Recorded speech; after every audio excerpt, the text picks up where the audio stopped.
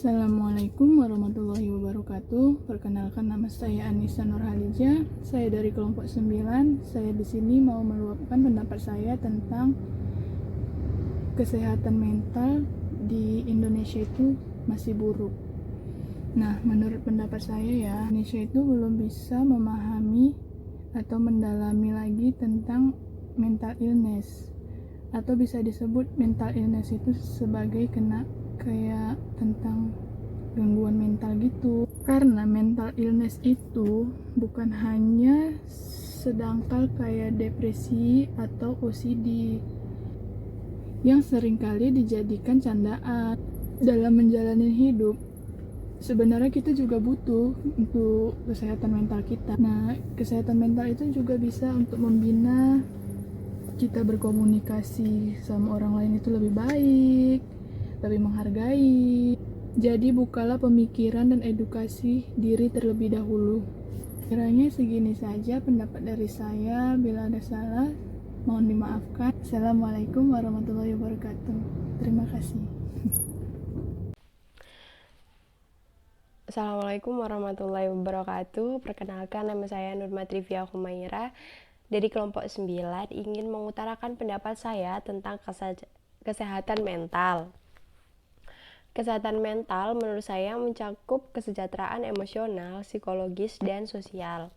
Sehat secara mental bukan berarti kita harus ketawa terus-menerus atau menunjukkan bahagia kita secara berlebihan. Malah, orang-orang yang menunjukkan bahagianya secara berlebihan adalah orang-orang yang memiliki kesehatan mental yang cukup rendah.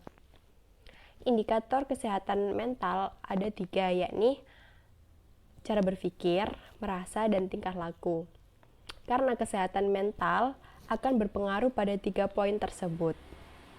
Kesehatan mental itu penting bagi diri kita sendiri, karena kesehatan mental itu juga membantu kita untuk lebih produktif, membantu kita untuk lebih baik dalam menjalin hubungan dengan orang lain, membantu kita lebih bisa memutuskan sesuatu yang baik dan benar secara tepat.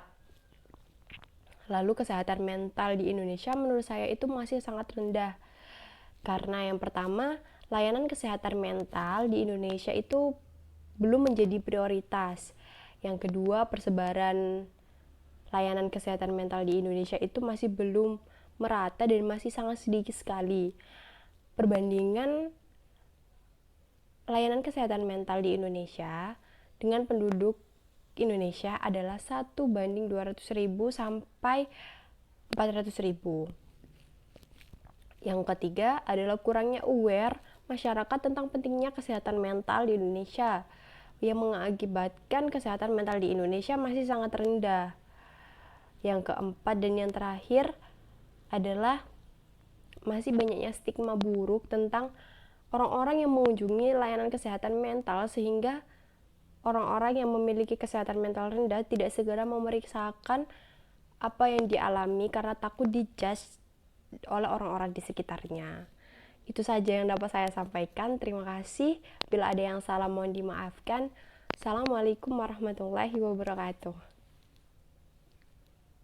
Assalamualaikum warahmatullahi wabarakatuh. Saya Faradila Sobrina ingin mengutarakan pendapat saya tentang kesehatan mental di Indonesia. Kesehatan mental di Indonesia masih dibilang sangat buruk karena pertama, masyarakat masih menganggap bahwa kesehatan mental itu ialah aib. Ya, isu kesehatan mental masih mendapatkan tanggapan yang kurang baik bagi sebagian masyarakat. Karena masyarakat umum menganggap bahwa seseorang yang mengalami kecemasan yang berlebihan, depresi ataupun stres itu berakar dari keturunan yang buruk, karma, dan kurangnya ibadah. Padahal itu semua berasal dari aktivitas individu yang variatif seperti mengalami kekecewaan yang berlebihan, trauma terhadap kejadian yang buruk, dan aktivitas di otak. Yang kedua, stigma bahwa tenaga profesional hanya diperuntukkan untuk orang gila. Sebagian masyarakat menganggap bahwa seseorang yang mengalami gangguan mental itu hal yang cacat. Padahal bagi sebagian penderita gangguan mental itu masih dapat bekerja ataupun melakukan aktivitas normal seperti orang kebanyakan. Yang ketiga, kurangnya tenaga profesional. Di Indonesia sendiri terdapat 300-400 psikiater atau satu psikiater menangani 300.000 sampai 400.000 pasien. Padahal isu kesehatan mental itu bisa terjadi di mana saja dan di wilayah terpencil sekalipun. Yang keempat adalah biayanya yang mahal. Ya, per sesi konsultasi bisa mencapai ratusan ribu dalam hitungan waktu tertentu. Dan yang kelima, kurangnya edukasi. Jadi, menurut saya, depresi, stres, atau gangguan mental yang lainnya adalah bukan hal yang tabu untuk ditangani, melainkan diri dari manusia yang butuh rasa peduli. Sekian tanggapan dari saya. Selebihnya mohon maaf. Wassalamualaikum warahmatullahi wabarakatuh.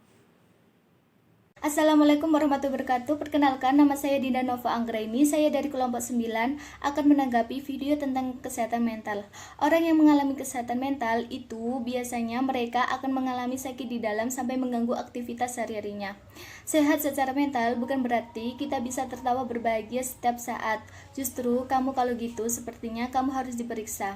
Mungkin kamu semua pernah di suatu titik di mana rasa kondisi kita sedang tidak baik-baik saja dan kita bingung harus melakukan apa untuk datang ke psikologi yang membutuhkan dana yang lumayan tinggi. Kesadaran masyarakat Indonesia juga akan kesehatan mental masih minim banget. Pertama, layanan kesehatan mental masih belum menjadi prioritas. Kedua, layanan kesehatan mental di Indonesia masih sedikit dan persebarannya tidak merata. Ketiga, layanan kesehatan mental masih dianggap mahal. Kesehatan mental sangat penting buat kamu. Selain bisa membuat sukses dalam menghadapi berbagai tantangan hidup, kesehatan mental juga berguna agar kamu bisa lebih produktif, bisa membina hubungan baik dengan orang lain. Yang terpenting, kamu bisa mengambil keputusan dengan tepat supaya nggak menyesal untuk kedepannya.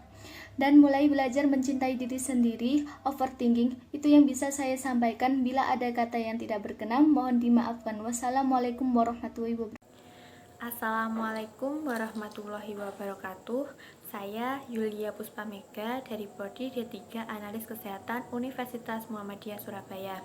Saya akan menanggapi tentang masalah kesehatan mental di Indonesia. Masalah kesehatan mental adalah serangkaian kondisi yang dapat mengganggu dan berdampak pada kesehatan mental. Kondisi tersebut meliputi gangguan suasana hati, pola pikir, dan juga perilaku. Banyak penderita masalah kesehatan mental mencoba mencari dan meminta pertolongan melalui media sosial. Akan tetapi, masih banyak masyarakat yang menganggap mereka hanya mencari perhatian.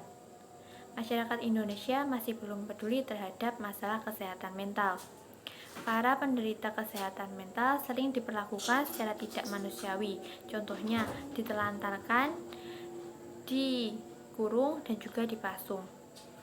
Pelayanan kesehatan mental di Indonesia masih dianggap mahal. Hal ini terjadi karena pembagian dana dari pemerintah yang masih menjadi satu dengan pelayanan kesehatan lainnya.